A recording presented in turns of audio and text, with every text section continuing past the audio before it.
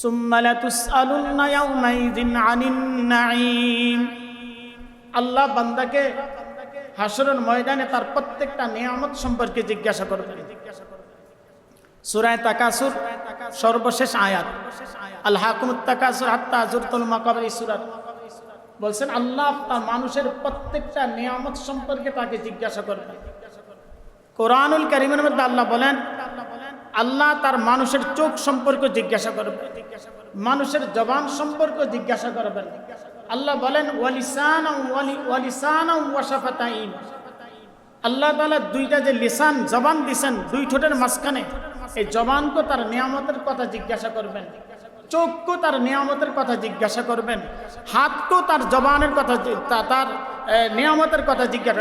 খানা দানা তো যা আছে তাই আল্লাহ মানুষকে সৃষ্টি করছেন। আল্লাহ বলেন ওয়া খালাকনাকুম আজওয়াজা। আল্লাহ বলেন আমি তোমাদেরকে জোড়ায় জোড়ায় সৃষ্টি করছি। ওয়াজআলনা নাওমাকুম সুবাতা। আমি আল্লাহ তোমাদের জন্য ঘুমটা দিছি আরামের জন্য। ওয়াজআলনা নাওমাকুম সুবাতা ওয়াজআলনাল লাইলা লিবাসা। রাত্রটা দিছি তোমাদের জন্য ঘুম যেন আরাম হয়, আবরণ হিসাবে অন্ধকার বানিয়ে দিছি যাতে করে তোমরা আরামভাবে ঘুমাইতে পারো। কে বলছেন? আল্লাহ। ওয়াজআলনাল লাইলা লিবাসা ওয়াজআলনা সিরাজা ওয়াহাজা। সূর্যের আলোটা দিছি তোমাদেরকে তোমাদের উপকারের জন্য। ওয়াজআলনা লাইলা লিবাসা ওয়াজআলনা নাহারা মাআশা ওয়া বানাইনা ফাওকাকুম সাবআন শিদাদা। আল্লাহ বলেন বান্দারে আমি আল্লাহ তোর জন্য শক্ত মজবুত করে সাত আসমান তৈরি করে দিছি উপরে। এত শক্ত মজবুত তো দুনিয়ার মধ্যে যদি যেমনে থাকুক না কেন এই আসমান কিন্তু ততক্ষণ পর্যন্ত ভাগবে না যতক্ষণ না পর্যন্ত জমিনের নিচে একজন আল্লাহ আল্লাহ বলনেওয়ালা ব্যক্তি থাকে, ততক্ষণ পর্যন্ত আল্লাহ কিয়ামত কায়েম করবেন না। আল্লাহ আমাদের নিয়ামত সম্পর্কে জিজ্ঞাসা করবেন। সেই নিয়ামত পায়েও যদি আল্লাহ তাআলার নিয়ামতের অকৃতজ্ঞতা প্রকাশ করি, যদি আল্লাহ তাআলার নিয়ামতের অকৃতজ্ঞতা প্রকাশ করি, যে বোবা তাকে জিজ্ঞাসা করেন কথা বলাটা তার জন্য কত আরামদায়ক, সে কথা বলতে পারে না। তাকে জিজ্ঞাসা করেন ভাই তোর সবচেয়ে কিসের দরকার, আমি একটু কথা বলতে চাই, আমার জন্ম শেষ, আমি একটা কথা বলার আমার সুযোগ নাই।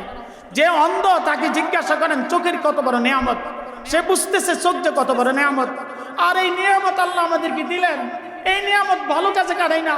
যে চোখ আল্লাহ দিলেন আমার বছর চলে যায়, একবারও আমি কোরআনের দিকে তাকাই না, একবারও আমি কোরআনের শরীফের দিকে তাকাই না। ওই চোখ দিয়ে আমি কিভাবে না ঘুমাইয়া আমি বিদুর্মীদের খেলা দেখার জন্য আমার চোখটাকে জাগ্রত রাখি, আমার চোখটাকে কিভাবে জাগ্রত রাখি? আল্লাহ দিয়েছেন রাত্রে ঘুমানোর জন্য। আল্লাহ তো নিয়ামতের কথা জিজ্ঞাসা করবেন এই চোখ দিয়া বিদুর্মীদের খেলা দেখার জন্য। বান্দা তুই চোখ দিয়ে ছায়া থাকোস, ওই বিদুর্মীর পাও দিয়া বলটা লাথি দেয় ওটার দিকে তাকিয়ে রইলি, আর একবার আমার কোরআনের দিকে তুই তাকালি না।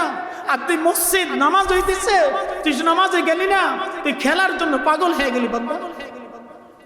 আল্লাহ জিজ্ঞাসা করবেন তখন হাসরের ময়দানে ভাই কি জবাব দিবেন বলেন? কি জবাব দিবেন আল্লাহর আদালতে? আল্লাহ তো বলছেন সুম্মা লাতুসআলুন্না ইয়াওমাইযিন আনিন নাঈম। বান্দা আমি তোরে জিজ্ঞাসা করব চোখ দিয়া, চোখ সম্পর্কে জিজ্ঞাসা করব, ঠোঁট সম্পর্কে জিজ্ঞাসা করব, জবান সম্পর্কে জিজ্ঞাসা করব। তাহলে সেই জবানটারে কিভাবে আল্লাহ বইলা 24 ঘন্টা চিল্লে উঠি না? আর একটা মানুষ একটা গোল দিছে, তার গোলের কারণে তুই চিল্লে উঠস।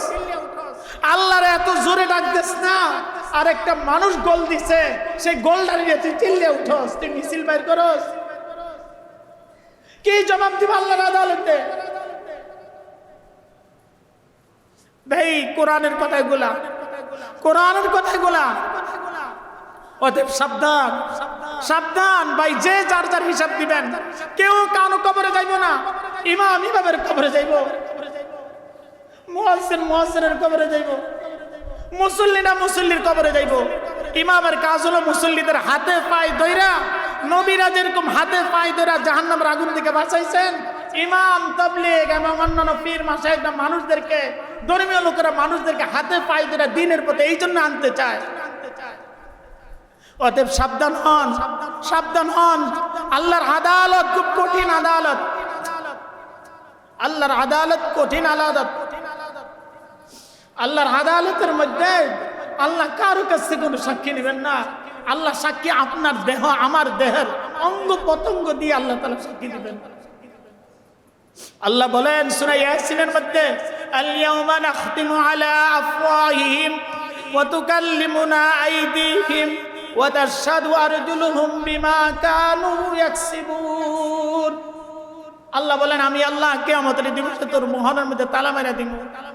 তোর হাত কথা বলবে, চোখ কথা বলবে, পাও কথা বলবে, কান কথা বলবে, তোর চামড়া কথা বলবে। চামড়া চামড়া ভাই, চোখ কথা বলবে বোঝা যায়, কান কথা বলবে বুঝতে পারি, নাক কথা বলবে বুঝবো, হাত কথা বলবে বুঝবো, পাও কেন। কিন্তু আল্লাহ বলেন ওয়াল জিলদ, জিলদ মানে চামড়া, আমার আপনার চামড়া পর্যন্ত আল্লাহর আদালতে কথা বলবে। অতএব সাবধান হন, আল্লাহর আদালতে জবাবদিহি যদি করতে হবে। খেলা দেখেন ভালো কথা, কিন্তু যেই খেলার কারণে নামাজ চলে যাবে, যেই খেলার কারণে আমাকে আল্লাহর আদালতে জবাবদিহি করবে, সেই খেলা দেখে লাভ কি? আল্লাহ আমাদেরকে দ্বীনের সহি বুঝ দান করুক, আমিন।